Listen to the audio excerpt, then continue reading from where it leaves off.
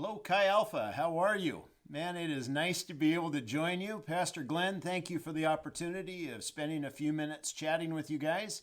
I was really looking forward to being with you in person, and I'm really hoping that in the future we can still make that happen. I would certainly value that opportunity.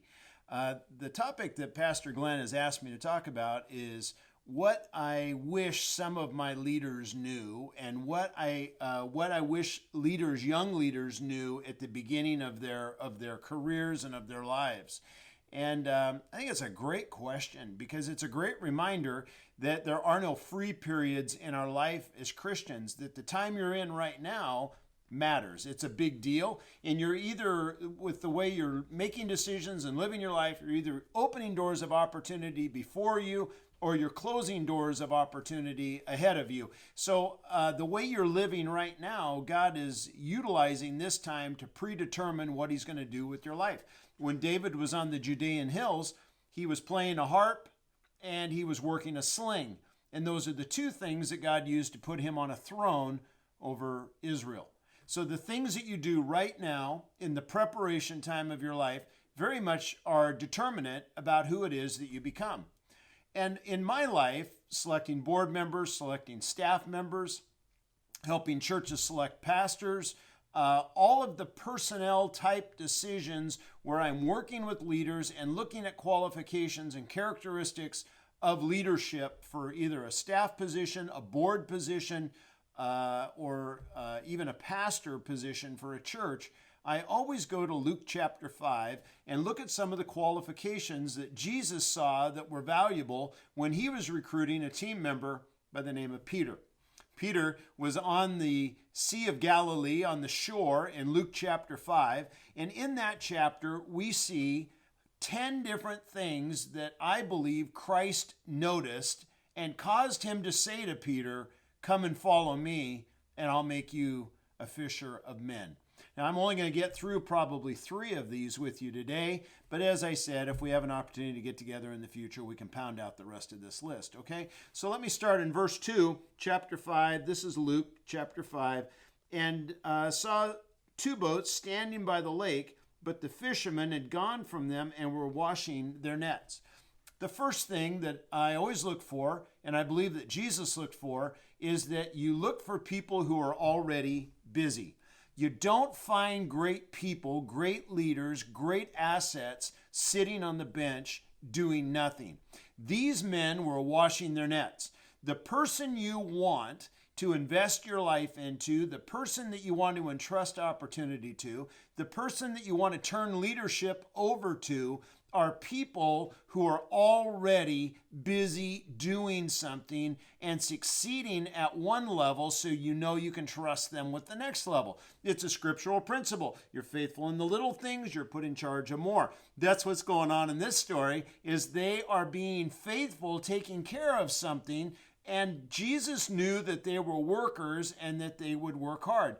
You know, you can teach people ministry, but there are a lot of people who don't want to be taught ministry. You can teach some leadership, but there are not a lot of people who want to be taught leadership. The problem is not that you can't teach this stuff. It's that not everybody is willing to do it. They're not willing to put in the time. They're not willing to put in the energy. They're not willing to do the work.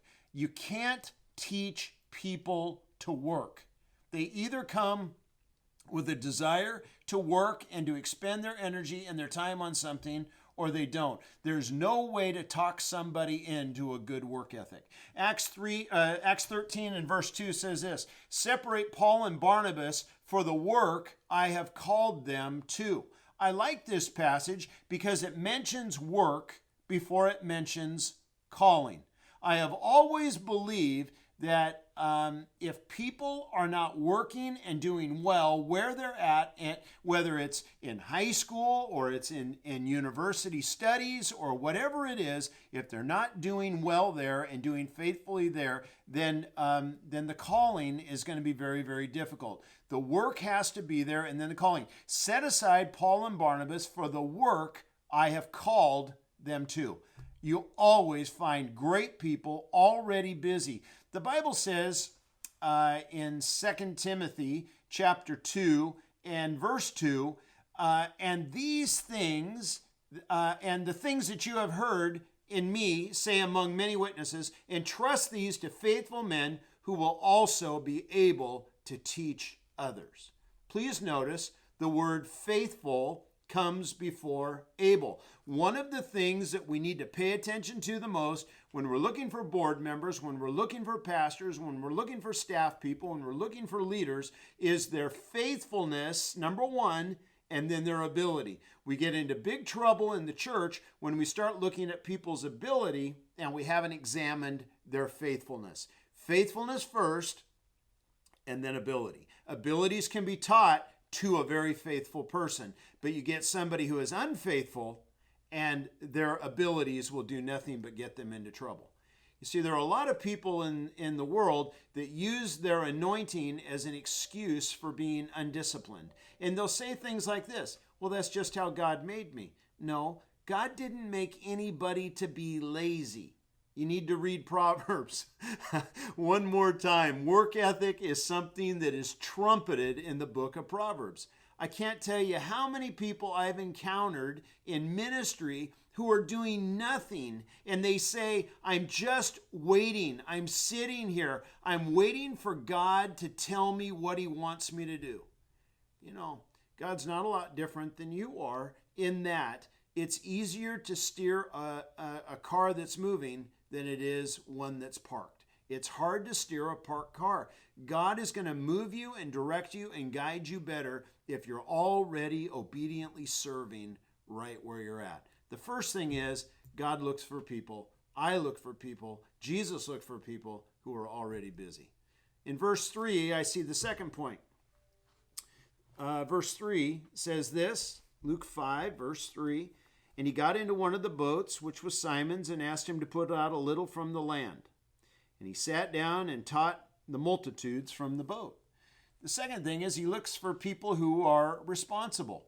These guys own boats. They have boats. They're at their boats. But not only that, in verse 2, it says that they were washing their nets. Now, this is a daily responsibility. Jesus catches them at a time where they have fished all night and they hadn't caught anything. They had had a fruitless night of effort, and yet they were still taking care of their responsibility. It would have been a perfect time for Peter and all of the guys to take a shortcut and not to wash the nets and not mend the nets. They dropped them in the lake and hauled them out, dropped them in and hauled them out. And at the end, because it was a discipline, they said, you know what we're going to do? We're going to go ahead and mend the nets. Now, mending the nets, washing the nets, it was a laborious task. There was no glamour in it, and that's the way leadership is. It's hard work, and seldom, if ever, is it glorious. The mindset that says Christian leadership is about recognition and is about glory is the same mindset that will cause you to ignore the everyday things that require you to do the job well. Most pastors don't fail because of a lack of gifting. They fail because there's a lack of attention to daily details on the things that need to be done. The third thing, and this will be the last one I give you on this segment of our time together, is I believe that Jesus looked for people who were giving. Verse 3 I just read to you. Verse 4 says, and he stopped speaking and said to Simon, launch out into deep water and let down your nets for a catch. Jesus looked for someone who was giving. Jesus got into one of the boats. It belonged to Simon, and he made a request of Simon, and Simon did it. Now, Simon, remember, he's worked all night. He's caught nothing. He's tired. It's the end of his workday. He wants to go home. He stinks, and Jesus gets in the boat and says, hey, let's put out a little bit from the shore. What an amazing thing that Simon would accommodate Jesus' request. This isn't a tour company. This isn't a sightseeing company. This is a fishing company, and Simon is going to give his time, his boat, his energy, his resource, his attention to Jesus. Leadership demands an attitude of giving that is greater than any attitude you will ever have. My friend, if you struggle with giving, you're going to struggle with leadership. If you struggle with generosity, you're going to struggle with leading God's people. If you struggle with generosity in your time, you'll struggle. If you struggle with generosity with your stuff, you're going to struggle. If you struggle with generosity in your tithing, you're going to struggle. You know, your money is the easiest giving you will ever give when it comes to Christian leadership.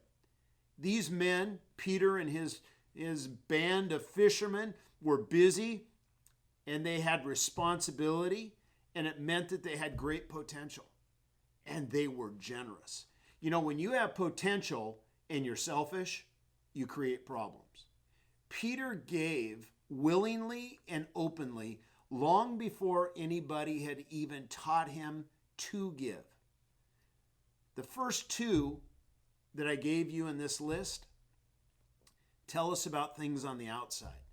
This one, number 3, tells us a bunch about what's going on the inside. I'm going to stop there. I'm about out of time. I love you. I appreciate you. I love Chi Alpha. I value Chi Alpha. Pastor Glenn, just a word to you, my friend. We have such esteem for you. We have such appreciation for you. We honor you, my friend. You are a great leader. Thank you for your consistency. Thank you for modeling not only these 3 traits that I've talked about today, but the other 7 that I haven't had the opportunity to get to. You're a great man. You're a great leader. Chi Alpha Stanford, keep up the great work. We love you. We appreciate you. May the Lord bless you exceedingly. God bless.